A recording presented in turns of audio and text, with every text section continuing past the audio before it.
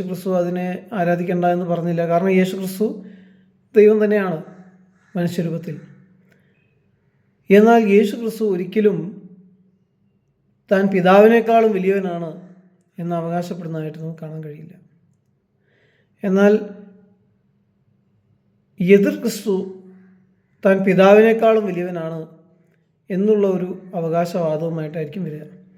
അപ്പോഴാണ് യഹൂദന്മാർക്ക് മനസ്സിലാവുക, ഈ വ്യക്തി നമ്മൾ ഉദ്ദേശിച്ച മെഷിയായോ, നമ്മളെ രക്ഷിക്കാൻ വന്നവനോ, നമ്മളെ തിരിച്ച് ദൈവവുമായിട്ടുള്ള നല്ല ബന്ധത്തിലേക്ക് എത്തിക്കാനോ, ദൈവത്തിൻ്റെ രാജ്യം കൊണ്ടുവരാനോ വന്ന വ്യക്തി അല്ല.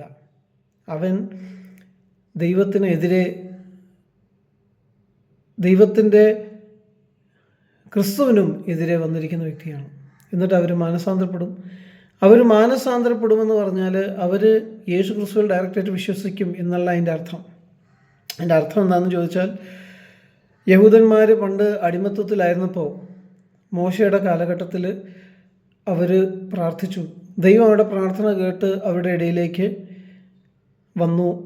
മോശയോട് പറഞ്ഞു, എൻ്റെ ജനത്തിൻ്റെ പ്രാർത്ഥന ഞാൻ കേട്ടു, അവരുടെ കണ്ണുനീര് ഞാൻ കണ്ടു, അവരുടെ വിഷമങ്ങളൊക്കെ ഞാൻ അറിഞ്ഞു, എന്നിട്ട് ദൈവം അവരെ വിടുവിക്കാനായിട്ട് വന്നു എന്ന് പറയുന്നത് മാതിരി അവർ ദൈവത്തോട് ഡയറക്റ്റായിട്ടായിരിക്കും പ്രാർത്ഥിക്കുക.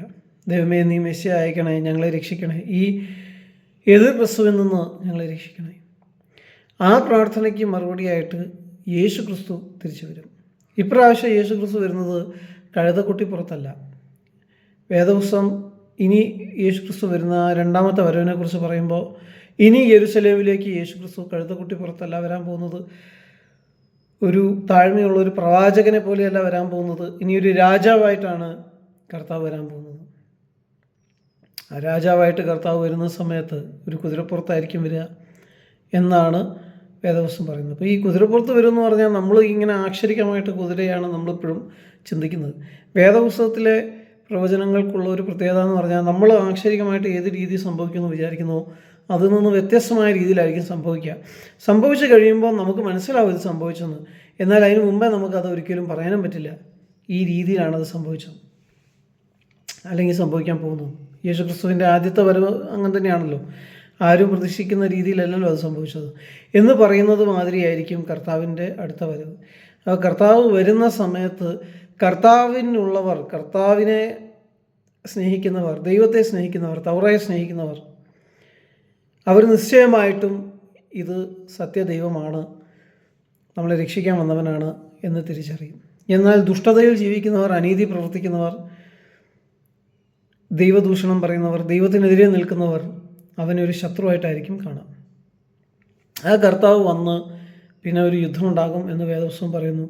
ആ യുദ്ധം എങ്ങനത്തെ യുദ്ധമാണെന്ന് നമുക്കറിയില്ല. കാരണം അവൻ്റെ വായിൽ നിന്ന് വരുന്ന ആ വാളിനാൽ അവൻ എതിർ ക്രിസ്തുവിനെ തോൽപ്പിക്കുന്നു എന്നാണ് പറയുന്നത്. അപ്പോൾ അത് വചനത്താലാണോ തോൽപ്പിക്കുന്നത്? വചനത്താൽ തോൽപ്പിക്കുകയാണെങ്കിൽ അവിടെ ആൾക്കാരെ കൊല്ലേണ്ട ആവശ്യമൊന്നുമില്ല. അതോ വേറെ എന്തെങ്കിലും എന്താ പറയുക, ഒരു ദൈവം തീ അയച്ച് അവരെ നശിപ്പിക്കുകയോ അതുപോലത്തെ എന്തെങ്കിലും സംഗതിയാണോ സംഭവിക്കാൻ പോകുന്നത് നമുക്കിപ്പോഴേ പ്രെഡിക്റ്റ് ചെയ്യാനായിട്ട് സാധിക്കില്ല. അത് ദൈവത്തിൻ്റെ വിശ്വത്തിൽ കിടക്കുന്ന കാര്യമാണ്, എങ്ങനെയാണ് ദൈവം ആ കാര്യം ചെയ്യാൻ പോകുന്നത്. എന്നിരുന്നാലും നിശ്ചയമായും എതിർ ക്രിസ്തുവിനെയും എതിർ ക്രിസ്തുവിനെ ഉപയോഗിച്ച് മറ്റുള്ളവരെ, മനുഷ്യരെ ചതിച്ചുകൊണ്ടിരുന്ന സാത്താനെയും സാത്താൻ്റെ കൂടെയുള്ള മറ്റുള്ളവരെയും ദൈവം തീർച്ചയായിട്ടും പണിഷ് ചെയ്യാനായിട്ട് ഇടയാകും. അപ്പോൾ ഈ പണിഷ്മെൻ്റ് എന്ന് പറയുന്ന കാര്യമാണ് അടുത്ത് നമ്മൾ പ്രധാനമായിട്ടും മനസ്സിലാക്കേണ്ട ഒരു സംഗതി. പലപ്പോഴും ആളുകളുടെ വിചാരം എന്ന് പറഞ്ഞാൽ അതൊക്കെ ഒരു മെറ്റഫോറിക്കലായിട്ട് പറഞ്ഞിരിക്കുന്ന കാര്യമാണ്, അതൊന്നും സംഭവിക്കാൻ പോകുന്നില്ല. യേശു ക്രിസ്തുവിൻ്റെ ഹൈപ്പർബോളീസൊക്കെ അവർ വളരെ ലിറ്ററലായിട്ട് എടുക്കും. എന്നാൽ ദൈവം തരാൻ പോകുന്ന ആ നരകം, അതിൻ്റെ ശിക്ഷയും കാര്യങ്ങളൊക്കെ വരുമ്പോഴത്തേക്കും അവർ ഓട്ടോമാറ്റിക്കലി അതിനൊരു മെറ്റഫറായിട്ടും ഹൈപ്പർബോളി ആയിട്ടും അതൊരിക്കലും സംഭവിക്കാൻ സാധ്യതയില്ല എന്നുള്ള രീതിയിലാണ് എടുക്കുക. പക്ഷേ വാസ്തവത്തിൽ വേദപുസ്തകത്തിൽ നമ്മൾ നോക്കുകയാണെങ്കിൽ ദൈവം ചില സ്വീപ്പിംഗ് പണിഷ്മെൻറ്റ്സ് അയച്ചിട്ടുണ്ട്. നോഹയുടെ കാലഘട്ടത്തിൽ ദൈവം വെള്ളത്താൽ ഒരു ഫ്ലഡ് കൊണ്ടുവന്നിട്ട് ഭൂമിയിലുള്ള ഒരുപാട് പേരെ ആ ഫ്ലഡിൽ ന്യായം വിധിക്കാനായിട്ട് ഇടയായി തീർന്നു. ഒരു വ്യക്തിയുടെ ആണെങ്കിലും ഒരു സമൂഹത്തിൻ്റെ ആണെങ്കിലും പാപം അങ്ങേയറ്റം വർദ്ധിക്കാനായിട്ട് ദൈവം അനുവദിക്കും. അവരിങ്ങനെ ചെയ്ത് അതിൻ്റെ എന്താ പറയുന്നത്, അത് ഫുള്ളായി കഴിയുമ്പോൾ, അവരുടെ പാപത്തിൻ്റെ അളവ് മുഴുവനായി കഴിയുമ്പോൾ ഇനി ഇവർ മാനസാന്തരപ്പെടാൻ പോകുന്നില്ല എന്ന് ദൈവത്തിന് ഉറപ്പ് വന്നു കഴിയുമ്പോഴാണ് ദൈവം പിന്നീട് ഇതുപോലത്തെ സ്വീപ്പിംഗ് ആയിട്ടുള്ള ഒരുമിച്ച് ഒരുപാട് പേരെ എഫക്റ്റ് ചെയ്യുന്ന ചില ജഡ്ജ്മെൻറ്റ്സ് അയക്കുന്നത്. അപ്പോൾ എല്ലാ പ്രകൃതി ദുരന്തങ്ങളും ദൈവത്തിൻ്റെ ജഡ്ജ്മെൻറ്റ്സ് ആണോ? അല്ല, അങ്ങനെ നമ്മൾ വിചാരിക്കാൻ പാടില്ല. കാരണം പ്രകൃതിയാണ്, പ്രകൃതിയിൽ പല പ്രശ്നങ്ങളുണ്ട് നമുക്കറിയാം. അപ്പോൾ അത് നിമിത്തം പിന്നെ നമ്മുടെ ഓവറായിട്ടുള്ള പ്രകൃതിയുമായിട്ട് ചേർന്ന് നിൽക്കാത്ത രീതിയിലുള്ള കാര്യങ്ങൾ നിമിത്തമൊക്കെ പല പ്രകൃതി ദുരന്തങ്ങളും ഉണ്ടാകുന്നുണ്ട്, നാച്ചുറൽ ഡിസാസ്റ്റേഴ്സ് ഉണ്ടാകുന്നുണ്ട്. പക്ഷേ എല്ലാം ഉണ്ടാകുന്നത് ദൈവത്തിൻ്റെ ശിക്ഷാവിധിയായിട്ട് നമുക്ക് കാണാനായിട്ട് സാധിക്കില്ല. വേദപുസ്തകത്തിൽ വളരെ സ്പെസിഫിക് ആയിട്ടാണ് ഇങ്ങനത്തെ കാര്യങ്ങൾ പറഞ്ഞിരിക്കുന്നത്. എന്ന് പറഞ്ഞാൽ, ഇപ്പോൾ ദൈവത്തിന് എതിരെ മത്സരിച്ച നോഹയുടെ കാലഘട്ടത്തിലുള്ള ജനത്തിനോടുള്ള ബന്ധത്തിൽ അവർക്ക് വരാൻ പോകുന്ന ന്യായവിധി ഏത് രീതിയിലുള്ളതായിരിക്കുമെന്നത് ആദ്യമേ പ്രഖ്യാപിച്ചിട്ടാണ് അവർക്ക് മാനസാന്തരപ്പെടാൻ ഇഷ്ടംപോലെ സമയം കൊടുത്തിട്ട് നോഹ ഒരു പെട്ടകവും പണിത ശേഷമാണ് ദൈവം ആ ന്യായവിധി അയക്കുന്നത്. ഇപ്പോൾ ദൈവം ഒരു ന്യായവിധി അയക്കുമ്പോൾ അതിനെക്കുറിച്ച് ദൈവം നേരത്തെ പ്രവാചകന്മാർ മുഖാന്തരം പ്രസ്താവിക്കുകയും അതിനുള്ള തെളിവുകളൊക്കെ അവർക്ക് കൊടുക്കുകയും എന്തുകൊണ്ടാണിത് വരുന്നത് എന്നുള്ളത് വ്യക്തമാക്കിയ ശേഷം മാത്രമേ ദൈവം പ്രകൃതി ദുരന്തമാകട്ടെ, ചില നേതാക്കന്മാരെ ദൈവം ഭൂമിയിൽ നിന്ന് എടുത്ത് മാറ്റുന്നതാകട്ടെ, ചില അധികാരികളെ മാറ്റുന്നതാകട്ടെ, അങ്ങനെയുള്ള ന്യായവിധികൾ അയക്കാറുള്ളൂ. അത് നോഹയുടെ കാലത്ത് മാത്രമല്ല, പിന്നീട് നമ്മൾ മുന്നോട്ട് വരുമ്പോൾ ബാബിലോണിൽ നമ്മൾ കാണുന്നു, അവിടെയും അങ്ങനെ തന്നെയാണ് സംഭവിക്കുന്നത്. ദൈവം ആദ്യമേ അറിയിച്ച ശേഷമാണ് ദൈവം ആ കാര്യങ്ങൾ ചെയ്യുന്നത്. ഇനി അത് കഴിഞ്ഞ് നമ്മൾ ലോത്തിൻ്റെ ആ ഒരു സംഭവത്തേക്ക് വരുമ്പോഴത്തേക്കും അവിടെ സൊദോമിനെയും ഗൊമോറയെയും ദൈവം ശിക്ഷ വിധിക്കുകയാണ്. പക്ഷെ ആ ശിക്ഷ വിധിക്കുന്നതിന് മുമ്പേ ദൈവം അവർക്ക് ഒരുപാട് അവസരങ്ങൾ കൊടുത്തു കഴിഞ്ഞു. അബ്രഹാമിൻ്റെ നെഫ്യൂ ആയിരിക്കുന്ന ലോത്ത് ഒരു നീതിമാനായ മനുഷ്യനാണെന്നാണ് വേദപുസ്തകം പറയുന്നത്. അവൻ അവിടെ പോയി താമസിച്ചു ആ സൊദോം ഗൊമോറയിൽ. എന്നിട്ടും സൊദോം ഗൊമോറ അവൻ്റെ ജീവിതശൈലിയും അവൻ്റെ ദൈവഭക്തിയും ഒന്നും കണ്ടിട്ട് മാനസാന്തരപ്പെടാതെ വീണ്ടും അവരും പാപത്തിൻ്റെ വഴിയിൽ തന്നെ നടന്നുകൊണ്ടേയിരുന്നു. അവർ പാപത്തിൻ്റെ വഴിയിൽ തന്നെ നടന്നുകൊണ്ടിരുന്നു. ആ പാപത്തിൻ്റെ വഴിയിൽ നടക്കുന്നു എന്നതിൻ്റെ ആ മൂർധന്യ അവസ്ഥയിൽ അവരെത്തിയത് അത് ഉറപ്പിക്കാൻ വേണ്ടിയാണ് ദൈവം ദൂതന്മാരെ അവിടേക്ക് അയച്ചത്. അതിൻ്റെ ഇടയ്ക്ക് അബ്രഹാം എന്ന് പറയുന്ന ദൈവത്തിൻ്റെ ഭക്തനായ, ദൈവത്തിൻ്റെ സ്നേഹിതനായ വ്യക്തി അവർക്ക് വേണ്ടി, ഈ പാപികളായ സൊദോം ഗൊമോറയിലെ വ്യക്തികൾക്ക് വേണ്ടി ഇടിവ് നിന്ന് പ്രാർത്ഥിക്കുകയും ചെയ്തു. അവന് മനസ്സിലാക്കി കൊടുത്ത ശേഷം, ദൈവത്തിൻ്റെ അന്നത്തെ ഭൂമിയിലുള്ള റെപ്രസെൻറ്റേറ്റീവും പ്രവാചകനുമായിരിക്കുന്ന അബ്രഹാമിന് കൃത്യമായിട്ട് കാര്യങ്ങൾ മനസ്സിലാക്കി കൊടുത്ത ശേഷമാണ് ദൈവം സൊദോം ഗൊമോറയെ തീ കൊണ്ട് ന്യായം വിധിക്കുന്നത്. അതാണ് ഇന്നത്തെ ഡെഡ് സീ ആയിട്ട് നമ്മൾ മനസ്സിലാക്കുന്നത്. അവിടെ ഒന്നും ജീവിക്കുന്നില്ല. അവിടെ ചില മിനറൽസിൻ്റെ അളവ് വളരെ കൂടുതലാണ്. എന്തോ ഒരു മീറ്റിയോറൈറ്റ് വീണതായിട്ടാണ് ചില ആളുകൾ കാണുന്നത്. എന്നാൽ വേദപുസ്തകത്തിൻ്റെ ചരിത്രം വെച്ച്, അല്ലെങ്കിൽ വേദപുസ്തകത്തിൽ പറഞ്ഞിരിക്കുന്ന കഥകൾ വെച്ച് നമ്മൾ മനസ്സിലാക്കുകയാണെങ്കിൽ ദൈവം സ്വർഗത്തുനിന്നൊരു ന്യായവിധി ആ പട്ടണങ്ങളിലേക്ക് അയച്ചു, അവരുടെ പാപം മൂലം. അപ്പോൾ ന്യായവിധിയെക്കുറിച്ച് കർത്താവ് സംസാരിക്കുമ്പോൾ ഒരു മെറ്റഫറായിട്ടാണ് കർത്താവ് പറയുന്നത് എന്നുള്ള രീതിയിൽ എടുത്തിട്ട് ന്യായവിധിയൊന്നും ശരിക്കും വരാൻ പോകുന്നില്ല, അതിനെ കുറച്ച് കാണിക്കുന്ന ഒരുപാട് ദൈവദാസന്മാരും ഒരുപാട് സ്കോളേഴ്സും ഇന്ന് ബിബ്ലിക്കൽ ഫീൽഡിലുണ്ട്, നമ്മുടെ സഭകളിൽ ഉണ്ട്. എന്നാൽ വാസ്തവത്തിൽ പറഞ്ഞാൽ ഇതൊക്കെ ലിറ്ററലായിട്ടുള്ള, വാസ്തവത്തിൽ മെറ്റഫോറിക്കലായിട്ടുള്ള, ശരിക്കും ശരിയായി ആക്ഷരിക തലത്തിൽ സംഭവിച്ച കാര്യങ്ങളാണ്. ഇനി നോഹയുടെ കാലഘട്ടത്തിലുള്ള ചില സ്വർഗ്ഗദൂതന്മാർ പാപം ചെയ്തിരുന്നു.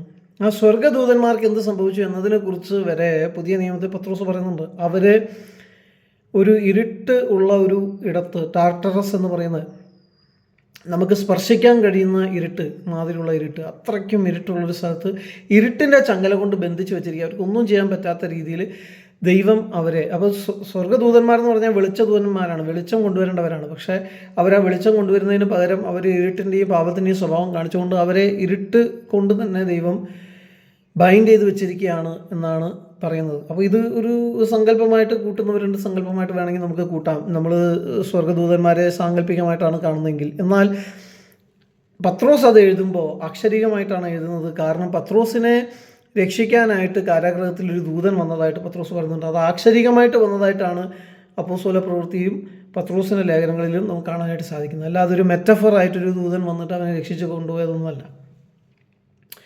ഇനി അടുത്തത്, അപ്പോൾ പത്രോസ് ദൂതന്മാരെ പറ്റി പറയുമ്പോൾ വാസ്തവത്തിൽ പത്രോസ് ദൂതന്മാർ ഉണ്ടെന്ന് വിശ്വസിക്കുന്നുണ്ട്. ദൂതന്മാരെ ഇതേപോലെ ചങ്ങലയിലാക്കി ദൈവം അങ്ങനെ ഒരു സ്ഥലത്ത് വെച്ചിരിക്കുകയാണ് ആ തെറ്റിപ്പോയ ദൂതന്മാരെ എന്നും അവൻ വിശ്വസിക്കുന്നുണ്ട്. അപ്പോൾ അക്ഷരീയ തലത്തിലുള്ള ന്യായവിധികളെക്കുറിച്ചാണ് നമുക്ക് വേദപുസ്തകത്തിൽ മുഴുവനായിട്ടും കാണാൻ സാധിക്കുന്നത്. ഇനി അടുത്തത്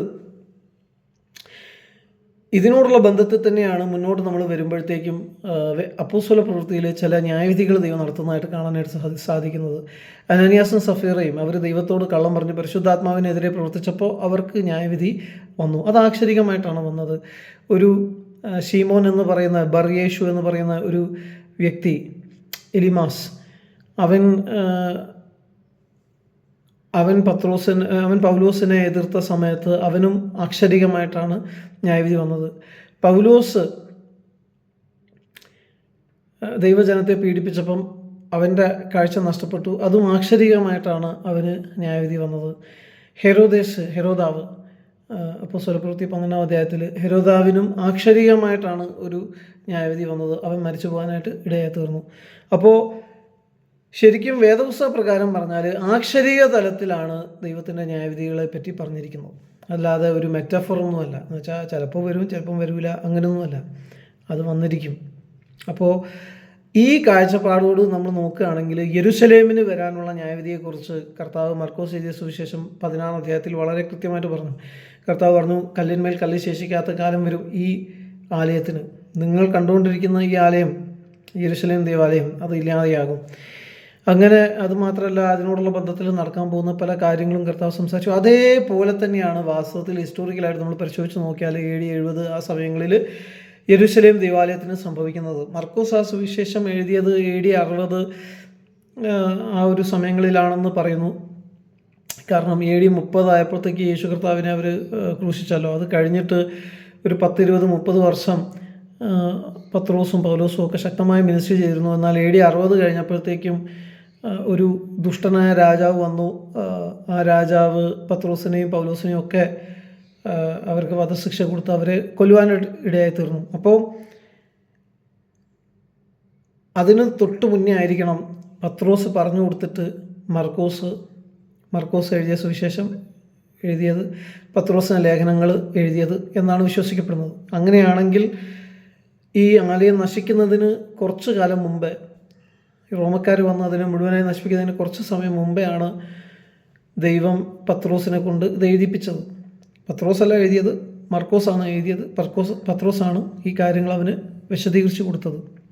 കാരണം പത്രോസാണല്ലോ കർത്താവിൻ്റെ കൂടെ ഉണ്ടായിരുന്നത്. പത്രോസിന് എഴുതാനും വായിക്കാനും അറിയാത്തൊരു വ്യക്തിയായിരുന്നു. അപ്പോൾ കർത്താവ് ആദ്യമേ ന്യായവിധിയെ പ്രസ്താവിക്കുകയും പിന്നീട് അത് നടപ്പാക്കുകയും ചെയ്യുന്നതായിട്ട് ബൈബിളിൽ മുഴുവനായിട്ടും നമുക്ക് കാണാനായിട്ട് സാധിക്കും.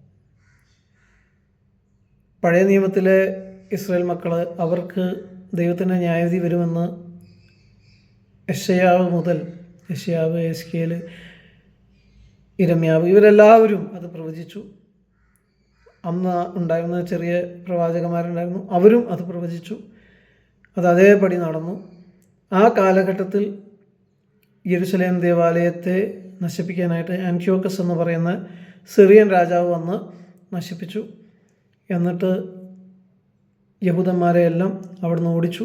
അവർ ബാബിലോണിലും അസിറിയയിലും ഒക്കെ പ്രവാസികളായിട്ട് കടന്നു പോകേണ്ട സാഹചര്യങ്ങൾ വന്നു. ആ പ്രവാസത്തു നിന്നും അവർ മടങ്ങി വരും, ഇത്രയും കൊല്ലം കഴിയുമ്പോൾ അവർ മടങ്ങി വരും എന്നതും ഇരമ്യാവ് പോലുള്ള പ്രവാചകന്മാർ പ്രവചിച്ചു. അതും അതേപോലെ സംഭവിച്ചു. കോരേശ് എന്ന് പറയുന്ന ഒരു രാജാവ്, പേർഷ്യൻ രാജാവിൻ്റെ കാലഘട്ടത്തിൽ ഇവർ തിരിച്ച് ആ സ്ഥലത്തേക്ക് വരുവാനും ഇടയായി തീർന്നു. അപ്പോൾ ദൈവത്തിൻ്റെ ന്യായവിധി എന്ന് പറഞ്ഞാൽ ഏതെങ്കിലും ഒരു പ്രകൃതി ദുരന്തം എടുത്തത് ദൈവത്തിൻ്റെ ന്യായവിധിയാണെന്ന് നിങ്ങൾ പറയരുത്. അങ്ങനെയല്ല. ദൈവത്തിൻ്റെ ന്യായവിധി എന്ന് പറഞ്ഞാൽ ദൈവം ആദ്യമേ പ്രവാചകന്മാരിൽ കൂടെ പ്രസ്താവിക്കും. എന്തിനാണ് അത് വരുന്നത് എന്നതും കൂടെ പറയും. അത് ചിലപ്പോൾ മാറിപ്പോകാനും സാധ്യതയുണ്ട് ജനങ്ങൾ മാനസാന്തരപ്പെട്ടാൽ. യോനാ പ്രവാചകൻ്റെ പുസ്തകം നമ്മൾ കാണുന്നു. അവിടെ യോനായോട് ദൈവം പറഞ്ഞു, ഞാൻ തീ അയച്ച് നിനവയിലുള്ള ആളുകളെ മുഴുവൻ നശിപ്പിക്കും. അന്ന് ന്യൂക്ലിയർ ബോംബൊന്നുമില്ല. എങ്ങനെയാണ് ഈ തീ വരാൻ പോകുന്നത് നമുക്കറിയില്ല. പക്ഷേ യോന അവിടെ ചെന്നത് പ്രസംഗിച്ച സമയത്ത് നിനവേക്കാരെല്ലാം മാനസാന്തരപ്പെട്ടു. നിനവേക്കാർ മാനസാന്തരപ്പെട്ടത് കണ്ടിട്ട് ദൈവം ആ ന്യായവിധി അയച്ചില്ല.